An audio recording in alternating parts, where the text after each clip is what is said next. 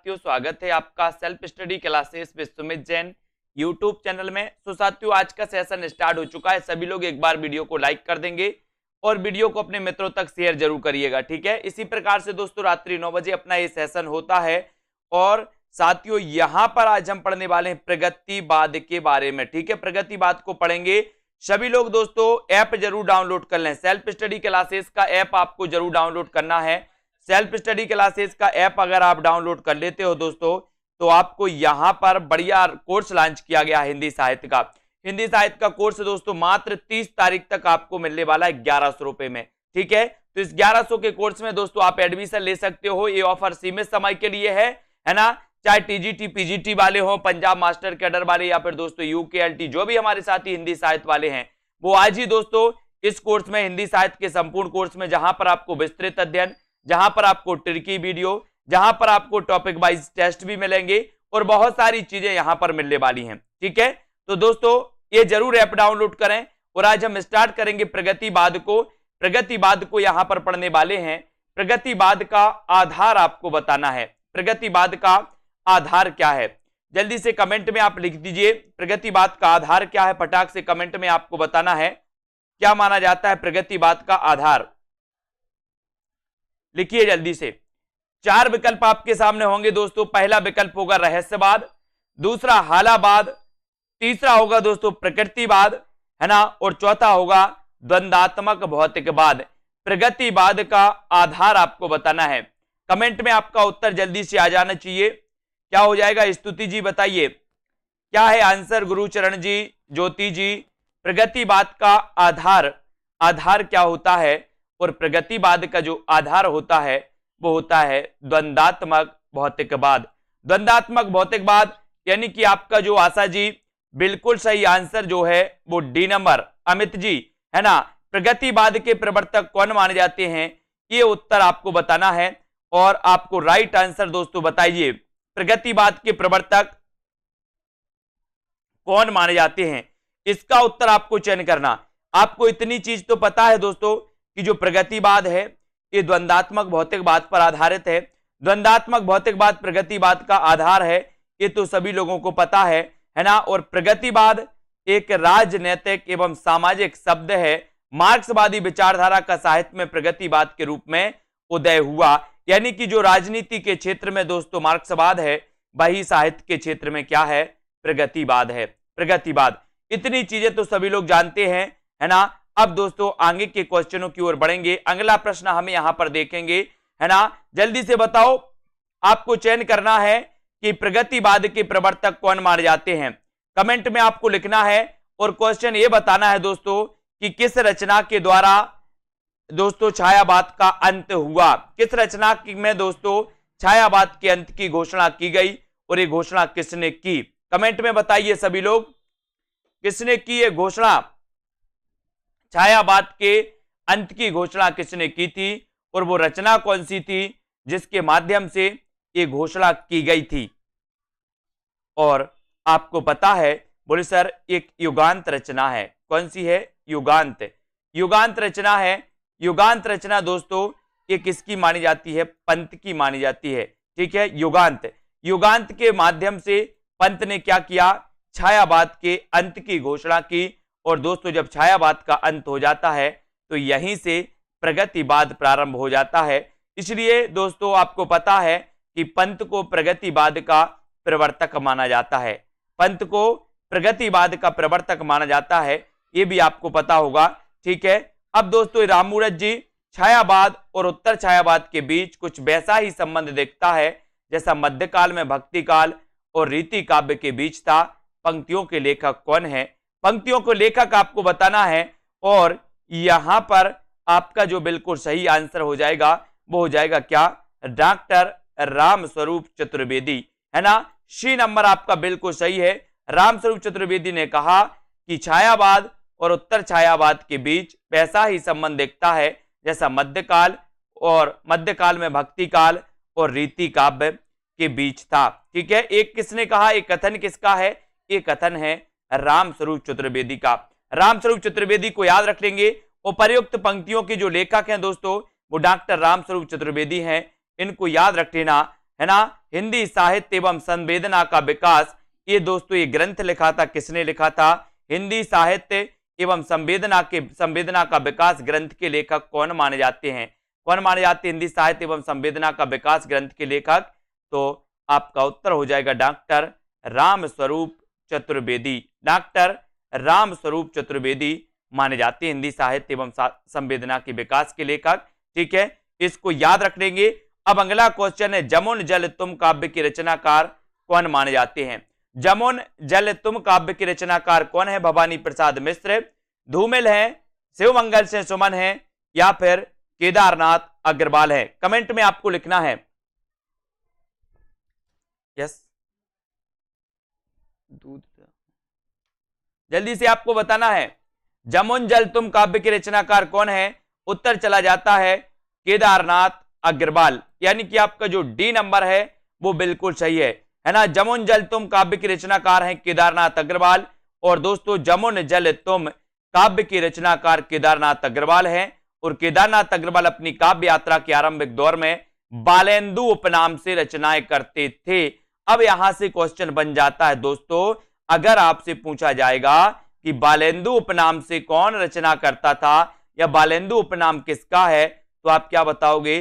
केदारनाथ अग्रवाल का। बालेंदु उपनाम किसका है? किसका है?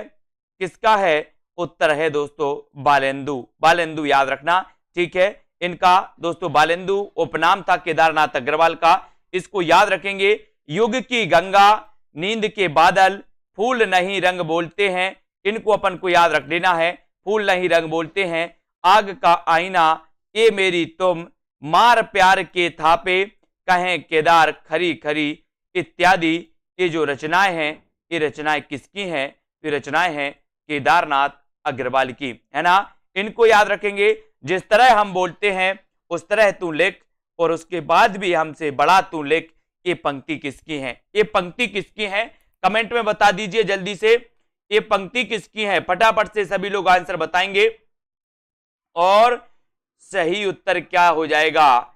जल्दी से चयन करें कि जिस तरह हम बोलते हैं उस तरह तू लिख, और हमसे बड़ा तू लिख, ये जो पंक्ति है, जिस तरह हम बोलते हैं उस तरह तू लिख, और उसके बाद भी हमसे बड़ा तू लिख, ये पंक्ति है भवानी प्रसाद मिश्र की। किसकी है? भवानी प्रसाद मिश्र की। उत्तर चला जाता है विकल्प नंबर डी की तरफ। डी नंबर अपना जो उत्तर है वो बिल्कुल सही हो जाता है। उपर्युक्त पंक्तियों के रचनाकार कौन है? भवानी प्रसाद मिश्र हैं। भवानी प्रसाद मिश्र को सहजता का कवि कहा जाता है। इनके द्वारा रचित काव्य संग्रह है गीत फरोश, चकित है दुख, गांधी पंचसती, है ना, बुनी हुई रस्सी, खुशबू के शिलालेख, परिवर्तन जिए, त्रिकाल संध्या, इनकी रचनाएं मानी जाती हैं। दोस्तों इन्हें सहजता का कवि कहा जाता है। किसे कहा जाता है सहजता का कवि? भवानी प्रसाद मिश्र को, है ना। अगला क्वेश्चन है आपका, अगला है दोस्तों, इनमें से आपको चयन करना है कि इनमें से किस कवि को एक भारतीय आत्मा के उपनाम से जाना जाता है। किस कवि को एक भारतीय उपनाम के नाम से जाना जाता है, ये अपन को चयन करना है। तो बताइए प्रश्न क्रमांक 5 का, किस कवि को एक भारतीय आत्मा के उपनाम से जाना जाता है? माखनलाल चतुर्वेदी, बालकर्ण शर्मा नवीन, मैत्री शरण गुप्त, या फिर श्रीधर पाठक। किस कवि को एक भारतीय आत्मा उपनाम से जाना जाता है? तो बोले सर अगर भारतीय आत्मा उपनाम की बात करोगे तो वो जाना जाता है माखनलाल चतुर्वेदी को। एक भारतीय आत्मा, है ना, माखनलाल चतुर्वेदी को जाना जाता है दोस्तों। और एक नंबर आपका बिल्कुल सही है। माखनलाल चतुर्वेदी को एक भारतीय दोस्तों आत्मा के नाम से जाना जाता है। इनकी प्रसिद्ध कविता है कैदी और कोकिला। कैदी और कोकिला, है ना, पुष्पकी अभिलाषा, पुष्पकी अभिलाषा, जबकि मैत्री शरण गुप्त को राष्ट्रकवि के नाम से जाना जाता है। तो एक भारतीय आत्मा आपको याद रखना है ना। और कैदी और कोकिला, पुष्पकी अभिलाषा, ये माखनलाल चतुर्वेदी की श्रेष्ठ रचनाओं में इन्हें गिना जाता है। अब अगला क्वेश्चन आपको बताना है, स्तुति जी बताइए, अगला क्वेश्चन बताना है कि हिमक्रीटनी की रचयिता कौन है? हिमक्रीटनी के रचनाकार आपको चयन करना है, तब आपका राइट आंसर। अंश यादव जी, हिमक्रीटनी की रचयिता कौन है? माखनलाल चतुर्वेदी, भवानी प्रसाद मिश्र, मैत्री शरण गुप्त, या फिर नरेंद्र शर्मा। बताइए।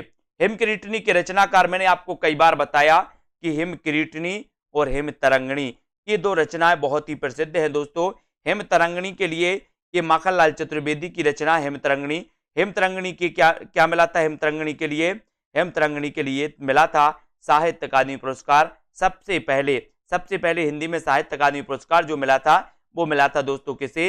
हिमतरंगिणी रचना के लिए। और हिमतरंगिणी रचना के रचनाकार कौन है? माखनलाल चतुर्वेदी। ठीक है, अब दोस्तों हिमकिरीटिनी की बात आती है तो हिमकिरीटिनी की रचयिता भी कौन माने जाते हैं? माखनलाल चतुर्वेदी यानी कि आपका उत्तर चला जाता है एक की तरफ। हिमकिरीटिनी की रचनाकार राष्ट्रीय काव्यधारा के प्रमुख कवि माखनलाल चतुर्वेदी हैं, अन्य नाम इसके असंगत हो जाएंगे। ठीक है, अगले क्वेश्चन की ओर हम बढ़ेंगे।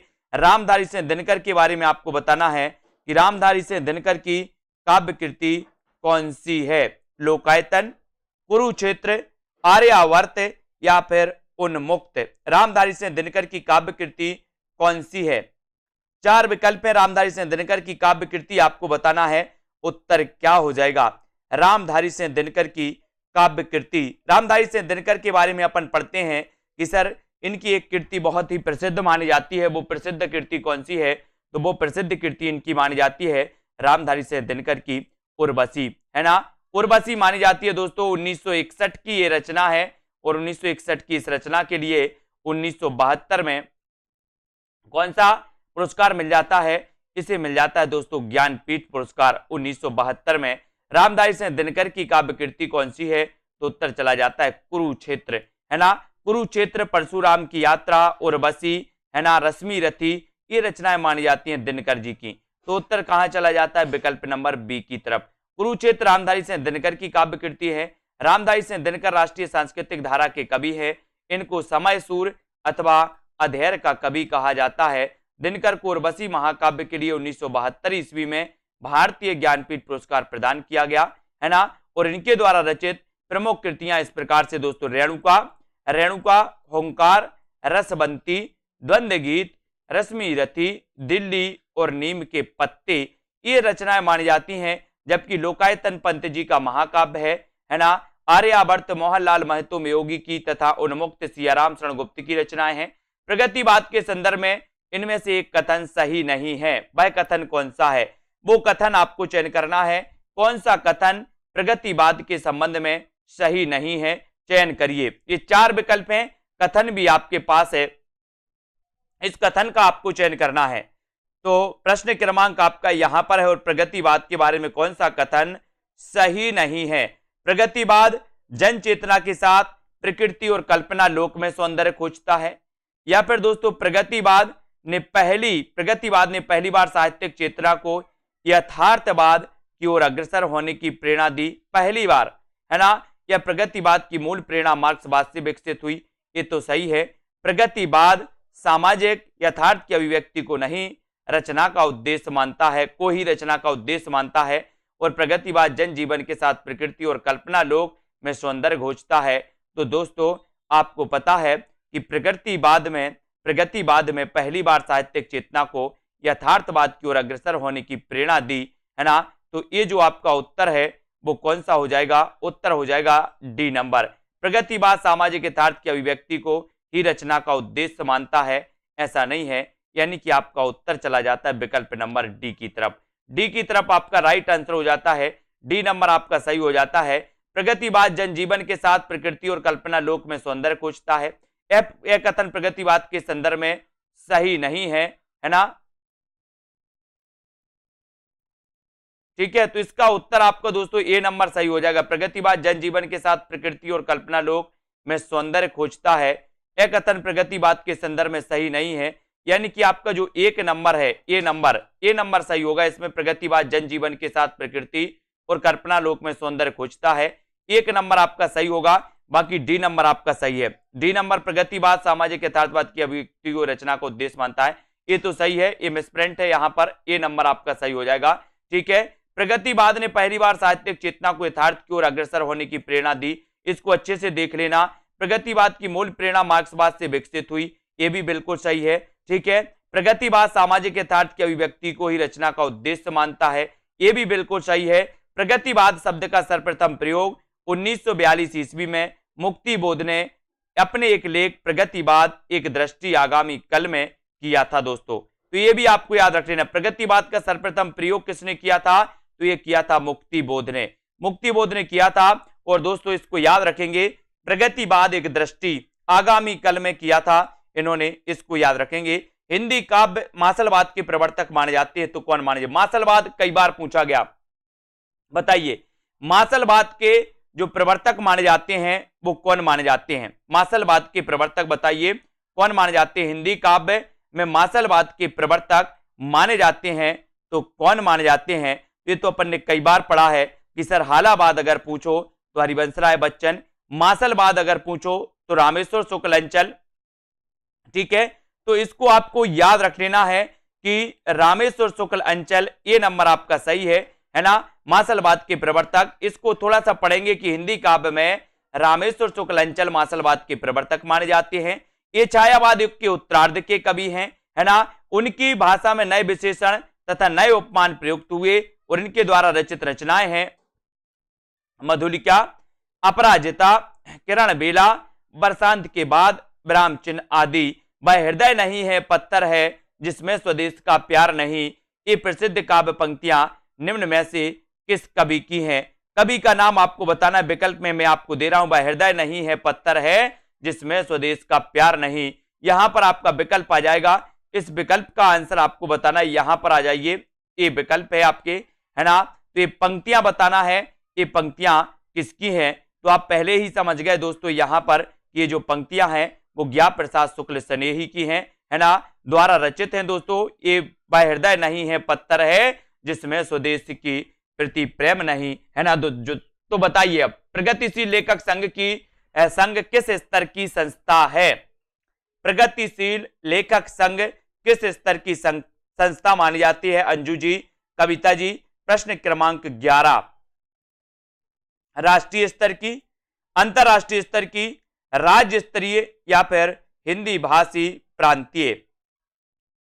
तो प्रगतिशील लेखक संघ आपको बता है कि दोस्तों ये प्रगतिशील लेखक संघ किस स्तर की संस्था है, तो ये है अंतरराष्ट्रीय, अंतरराष्ट्रीय स्तर की ये संस्था है। और बी नंबर आपका सही है ना, प्रगतिशील लेखक संघ अंतरराष्ट्रीय स्तर की संस्था है। इसकी स्थापना 1935 में सज्जाद जहीर ने लंदन में की थी, 1935 में। भारत में 1936 ईस्वी में प्रगतिशील लेखक संघ की स्थापना हुई थी, है ना, लखनऊ में। और इसका प्रथम अधिवेशन भी कहां पर हुआ था, लखनऊ में, है ना।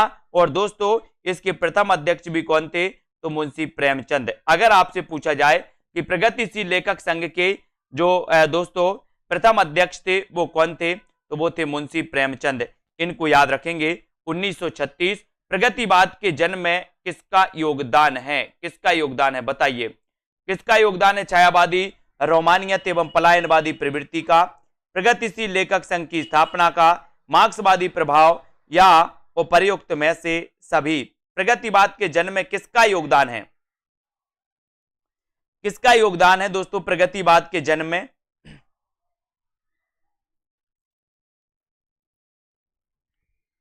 सभी लोग बताएंगे।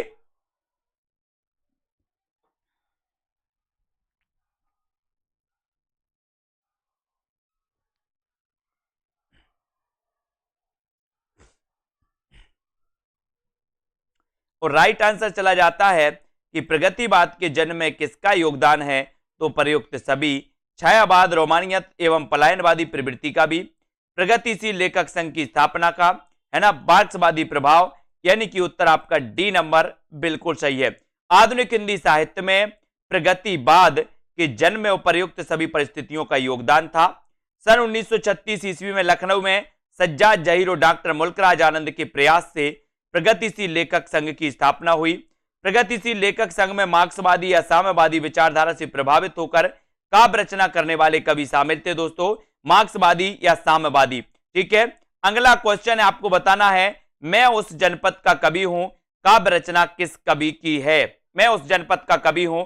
अब साथियों, जिन भी साथियों ने अभी तक सेल्फ स्टडी क्लासेस का ऐप डाउनलोड नहीं किया है वो ऐप को जरूर डाउनलोड करेंगे, ऐप को डाउनलोड करना है आपको। और जिन भी साथियों को एडमिशन लेना है वो एडमिशन ले सकते हैं। ठीक है, एडमिशन जरूर ले दोस्तों। 30 तारीख तक बढ़िया ऑफर है आपके लिए, मात्र 1100 रुपए में। और मैं उस जनपद का कवि हूं, काव्य रचना किस कवि की है? तो किस कवि की है? तो ये आपका उत्तर हो जाएगा, मैं उस जनपद का कवि हूं, यानी कि आपका राइट आंसर हो जाएगा त्रिलोचन। त्रिलोचन यानी सी नंबर, ठीक है,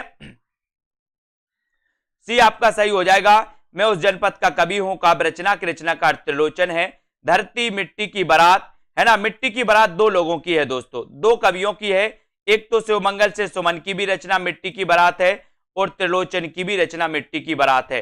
अब कंफ्यूज नहीं होना यहां पर, नहीं तो कहीं पर आपको मिल जाए बोले मिट्टी की बारात के रचनाकार कौन है, तो आपको याद रख लेना कि मिट्टी की बारात त्रिलोचन जी की भी रचना है, और दोस्तों शिवमंगल से सुमन की भी रचना है, ठीक है। तो मिट्टी की बारात याद रख लेना।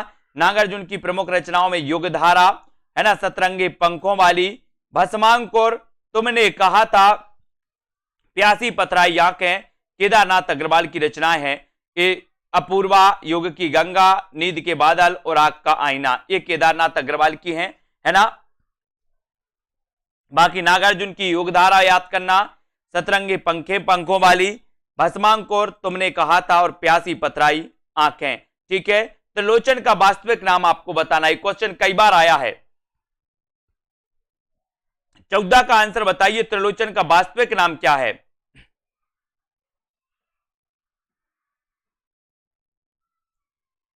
है ना, उत्तर बताना है, त्रिलोचन का वास्तविक नाम क्या है?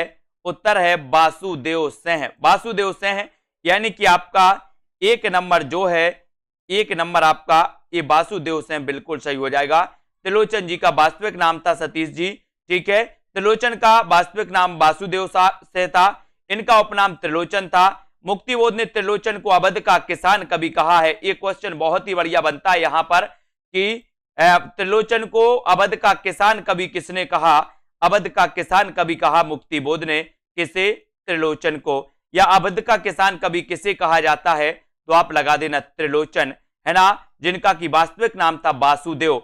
और इनके द्वारा रचित काव्य ग्रंथ धरती, गुलाब और बुलबुल, दिगंत, ताप के ताए हुए दिन, ताप के ताए हुए दिन, त्रिलोचन, है ना, शब्द, उस जनपद का कवि हूं, अर्घान, है ना, अर्धान दोस्तों, और तुम्हें सौंपता हूं, फूल नाम है एक, अन कहनी भी कुछ कहनी है, अन कहनी भी कुछ कहनी है। ये दोस्तों त्रिलोचन की रचनाएं मानी जाती हैं, जिन्हें की अवध का कवि कहा जाता है। अमिता जी, अवध का कवि कहा जाता है इन्हें। अगला क्वेश्चन यहां पर आते हैं। अगला क्वेश्चन है, कौन सा सुमेलित नहीं है? यहां पर सुमेलित नहीं है बताना है, तो सुमेलित करिए। मुक्ति मार्ग के रचनाकार कौन है? पिघलते पत्थर, अजय खंडहर और प्रलय सृजन के रचनाकार कौन है? तो बताइए कौन सी सुमेलित नहीं है?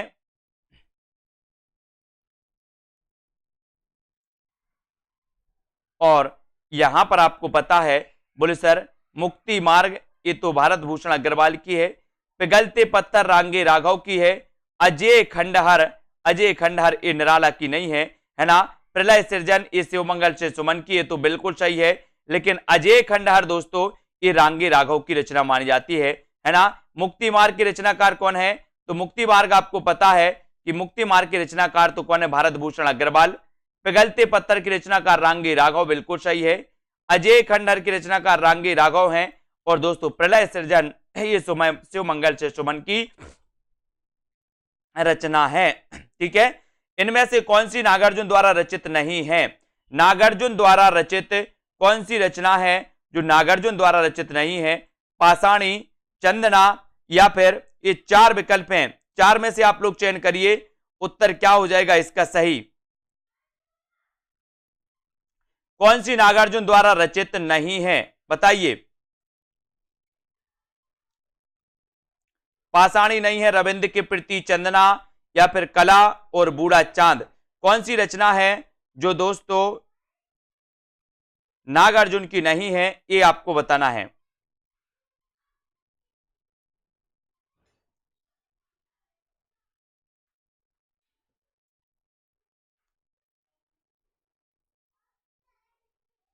और आपका बिल्कुल सही आंसर है, बोले सर कला और बूढ़ा चांद। कला और बूढ़ा चांद के रचनाकार पंत जी हैं, सुमित्रानंदन पंत जी, जिन्हें 1960 में साहित्य अकादमी पुरस्कार भी मिला था, है ना।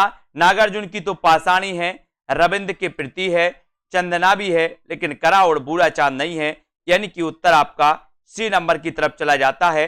कला और बूढ़ा चांद नागार्जुन द्वारा रचित नहीं बल्कि ये पंत द्वारा रचित है दोस्तों। इस कृति पर 1960 में इन्हें साहित्य अकादमी पुरस्कार मिला था, है ना। जबकि बादल को घिरते देखा, पाषाणी, सिंदूर तिलकित भाल, तुम्हारी दंतुरिन मुस्कान, चंदना, पांच पूत भारत माता के, है ना।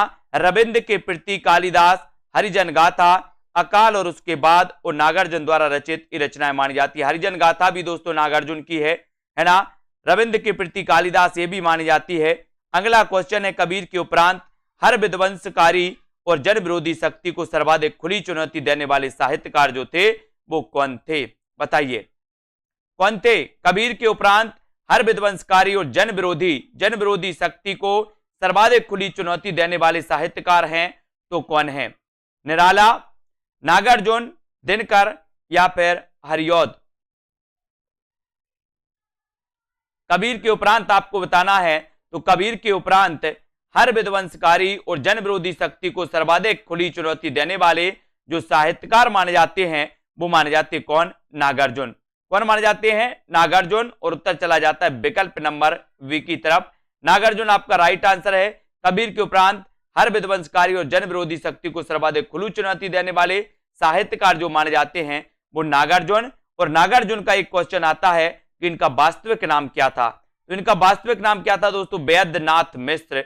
नागार्जुन का वास्तविक नाम क्या था, तो उत्तर लगाना है वैद्यनाथ मिश्र। वे शुरुआती दिनों में माली उपनाम से रचनाएं लिखते थे, है ना। और नागार्जुन एक कवि होने के साथ साथ उपन्यासकार और मैथिल के श्रेष्ठ कवियों में जाने जाते हैं। अब ये माली भी आपको याद रख लेना, ये नोट्स कर लेना। नागार्जुन का वास्तविक नाम वैद्यनाथ था। और दोस्तों कभी अगर माली उपनाम इनका पूछ लिया जाए तो इनका एक उपनाम माली भी है और इन्हें नागार्जुन भी कहा जाता है। तो नागार्जुन, माली और वैद्यनाथ मिश्र, है ना। वे शुरुआती दिनों में माली नाम से लिखते थे दोस्तों, ये भी आपको याद रख लेना, ठीक है। कौन, नागार्जुन। अगला क्वेश्चन है आपका, द्वंद्वात्मक भौतिक विकासवाद किस काव्यधारा का आधार है। नई कविता का, प्रगतिवाद का, समानांतर कविता का या फिर इनमें से कोई नहीं। हाँ, यात्री नाम से भी मैथिली में लिखते थे, बहुत बढ़िया कुरैशी जी, ये यात्री नाम से भी लिखते थे मैथिली में। नागार्जुन जी यात्री नाम से मैथिली में लिखते थे, है ना। द्वंद्वात्मक भौतिकवाद विकासवाद किस काव्यधारा का आधार है। नई कविता का, प्रगतिवाद का, समांतर कविता या फिर इनमें से कोई नहीं। तो द्वंद्वात्मक भौतिकवाद विकासवाद आपसे पूछा गया किस काव्यधारा का आधार है, तो वो काव्यधारा कौन सी है, वो काव्यधारा है प्रगतिवाद। यानी कि आपका प्रगतिवाद बिल्कुल सही है। शोषण का विरोध, है ना, प्रगतिवादी काव्य की सबसे बड़ी विशेषता है, शोषण का विरोध किया गया इसमें। इसके अनुसार किसान और मजदूर एक होकर अपने ऊपर होने वाले सामंतों और पूंजीपतियों के अत्याचार का विरोध करेंगे। प्रगतिवादी काव्यधारा में शोषितों की दीनता का चित्रण, शोषक वर्ग के प्रति घृणा, क्रांति की भावना एवं द्वंद्वात्मक भौतिकवाद, विकासवाद आदि की विशेषताओं के दर्शन इसमें मिलते हैं, है ना। इसको अपन ने याद किया। अगले क्वेश्चन की ओर बढ़ेंगे।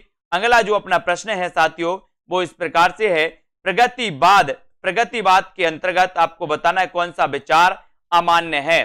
कौन सा विचार अमान्य है, ये उत्तर आपको बताना है। यथार्थवाद, रूपवाद, समाजवाद या फिर दोस्तों पदार्थवाद। प्रगतिवाद के अंतर्गत कौन सा रूप अमान्य है, कौन सा विचार अमान्य है, ये आपको चयन करना है। सभी लोग लाइक जरूर कर देना। साथियों सेल्फ स्टडी क्लासेस में हिंदी साहित्य के कोर्स से आपको याद रख लेना है, ठीक है ना। ये हिंदी साहित्य के कोर्स में दोस्तों आप एडमिशन ले सकते हैं मात्र 1100 रुपए में 30 तारीख तक, ठीक है। और प्रगतिवाद के अंतर्गत कौन सा विचार अमान्य है, तो उत्तर चला जाता है रूपवाद, यानी कि बी नंबर आपका बिल्कुल सही है, रूपवाद। प्रगतिवाद का सैद्धांतिक आधार मार्क्स का द्वंद्वात्मक भौतिकवाद है। राजनीति के क्षेत्र में जो समाजवाद है या साम्यवाद है तथा यथार्थवाद या पदार्थवाद है, साहित्य के क्षेत्र में वही प्रगतिवाद है ना। प्रगतिवाद काल में निम्नलिखित वर्ग के जीवन की प्रतिष्ठा हुई। इस युग के कवि जीवन के यथार्थ धरातल पर अवतीर्ण कर समाज के यथार्थ जीवन को देखता है और उसी को अभिव्यक्त करता है।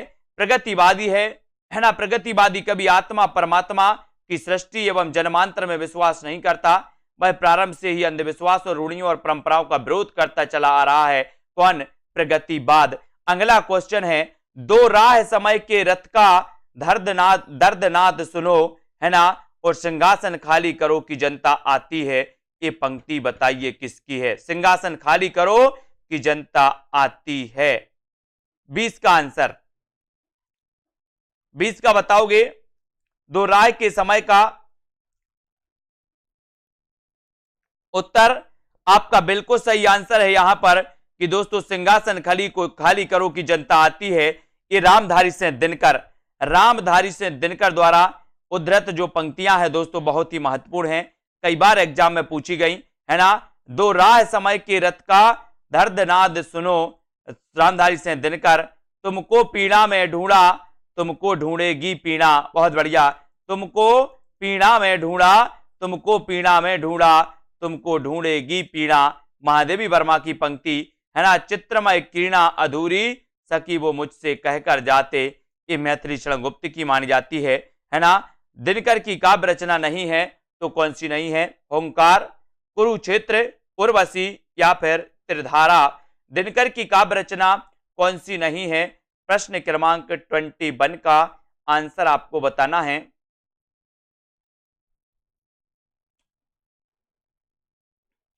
दिनकर की कौन सी नहीं है? तो अपन ने पढ़ा है कि सर ओंकार तो दिनकर की है, कुरुक्षेत्र भी दिनकर की है, उर्वशी के रचनाकार भी दिनकर हैं, लेकिन ये त्रिधारा तो ये बोले सर सुभद्रा कुमारी चौहान की है। त्रिधारा किसकी है? सुभद्रा कुमारी चौहान की।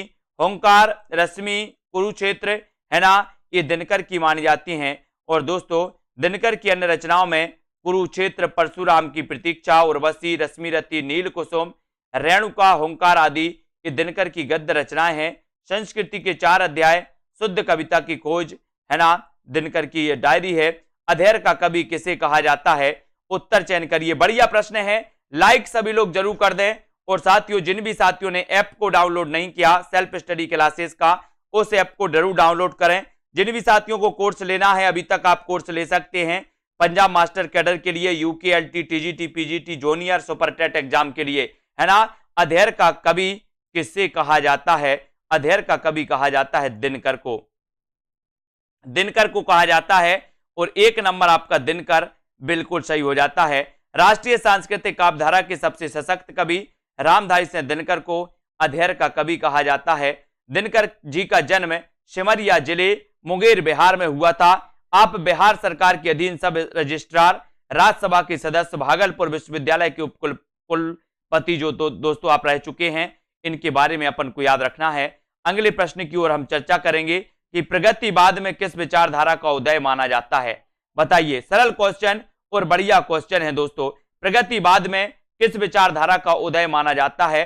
बिल्कुल इन्हें अनल का कवि भी कहा जाता है, अधेर का कवि भी कहा जाता है, रामधारी सिंह दिनकर को, है ना, आग और राख का कवि भी कहा जाता है। और प्रगतिवाद में किस विचारधारा का उदय माना जाता है? मार्क्सवाद का, प्रयोगवाद का, छायावाद का या फिर जनवाद? प्रगतिवाद में किस विचारधारा का उदय माना जाता है? तो अपन ने कई बार पढ़ा है कि सर प्रगतिवाद में मार्क्सवाद का उदय माना जाता है। और उत्तर चला जाता है विकल्प नंबर 1 की तरफ। ये नंबर आपका सही है। प्रगतिवाद में मार्क्सवाद विचारधारा का उदय माना जाता है। इस समाज को शोषक व शोषित वर्ग 2 वर्गों में बांटता है। हिंदी साहित्य में प्रगतिवाद सन 1936 ईस्वी से 1943 ईस्वी तक माना जाता है दोस्तों। और 1936 में लखनऊ में मुंशी प्रेमचंद की अध्यक्षता में पहला सम्मेलन, नागार्जुन, केदारनाथ अग्रवाल, रामविलास शर्मा, नामवर सिंह आदि इस वाद के प्रमुख साहित्यकार भी रहे हैं प्रगतिवाद के, है ना। अगला क्वेश्चन है कि हिंदी साहित्य में प्रगतिवाद का उदय कब से माना जाता है? बताइए। 4 विकल्प हैं। हिंदी साहित्य में प्रगतिवाद का उदय आपको बताना है, तब आपका राइट आंसर क्या होगा? हिंदी साहित्य में प्रगतिवाद का उदय आपको चयन करना है कि प्रगतिवाद का उदय कब से माना जाता है। और यहां पर अपन ने ऊपर ही पढ़ा है कि सर प्रगतिवाद की बात करते हो तो 1936 से लेकर के 1943 का जो काल था वो क्या था, प्रगतिवाद का काल था। और उत्तर आपका बी नंबर बिल्कुल सही है, प्रगतिवाद में। ठीक है, हिंदी साहित्य में प्रगतिवाद का उदय 1936 ईस्वी से माना जा सकता है। और सन 1936 ईस्वी में लखनऊ में प्रेमचंद की अध्यक्षता में प्रगतिशील लेखक संघ का एक सम्मेलन हुआ। इसी सम्मेलन से प्रगतिशील साहित्य का प्रारंभ स्वीकार किया गया और धूमेल, नागार्जुन, त्रिलोचन, केदारनाथ अग्रवाल, मुक्तिबोध, सर्वेश्वर दयाल सक्सेना, रघुवीर सहाय इत्यादि प्रमुख प्रगतिशील लेखक भी माने जाते हैं, है ना। अगला क्वेश्चन है दोस्तों कि लखनऊ में आयोजित प्रगतिशील लेखक संघ के प्रथम अधिवेशन के अध्यक्ष कौन थे, बताइए। लखनऊ में आयोजित प्रगतिशील लेखक संघ के जो प्रथम अध्यक्ष थे वो कौन थे, बताइए, कमेंट लिखिए इसका। और यहां पर आपका बिल्कुल सही आंसर है कि सर 1936 में जो लखनऊ में प्रथम प्रगतिशील सम्मेलन हुआ था उसके अध्यक्ष थे कौन, प्रेमचंद। कौन थे, प्रेमचंद। सन 1935 ईस्वी में एम फास्टर के सभापतित्व में प्रोग्रेसिव राइटर्स एसोसिएशन नामक अंतरराष्ट्रीय संस्था का प्रथम अधिवेशन पेरिस में हुआ। इसके पश्चात सन 1936 में सज्जाद जहीर और डॉक्टर मुल्कराज आनंद के प्रयत्नों से भारत में मुंशी प्रेमचंद की अध्यक्षता में प्रगतिशील लेखक संघ का प्रथम अधिवेशन भी हुआ। इसको आपको याद रख लेना। ठीक है, अबे सुनबे गुलाब भूल मत गर पाई खुशबू रंगो आब, ये पंक्ति किसकी है, ये पंक्ति आपको बताना है। उत्तर क्या हो जाएगा, लाइक जरूर करिए सभी लोग, लाइक करिए जल्दी से। अबे सुनबे गुलाब भूल मत कर, है ना, भूल मत गर पाई खुशबू रंगो आब, ये पंक्तियां बताना है। संबंध है तो किससे है, प्रगतिवाद से है, प्रयोगवाद से है, या फिर दोस्तों समानांतर कविता से। तो ये भूल मत गर पाई खुशबू रंगो आब, ये प्रगतिवाद से है। और उत्तर एक नंबर आपका बिल्कुल सही है, ये नंबर आपका सही है। ठीक है, टीजीटी पीजीटी के लिए दोस्तों जल्द ही 125 प्रश्नों के मॉडल टेस्ट पेपर लॉन्च हो रहे हैं। जिन भी साथियों को दोस्तों मॉडल टेस्ट पेपर में एडमिशन लेना है वो ले सकते हैं, जल्द ही लॉन्च होंगे। 125 में से आपके कितने नंबर आते हैं ये आप अभी भी टेस्ट कर सकते हो, कितने नंबर आपके आ रहे हैं। 125 में से मॉडल पेपर रहेगा जिसमें संस्कृत, हिंदी व्याकरण और हिंदी साहित्य तीनों रहेंगे 125 में। ठीक है, तो अभी गुलाब का अपन ने देख लिया कि सर एक प्रगतिवादी कविता से संबंधित है। प्रगतिवादी कवि हैं तो कौन है, प्रगतिवादी कवि कौन है, 27 का आंसर बताना है।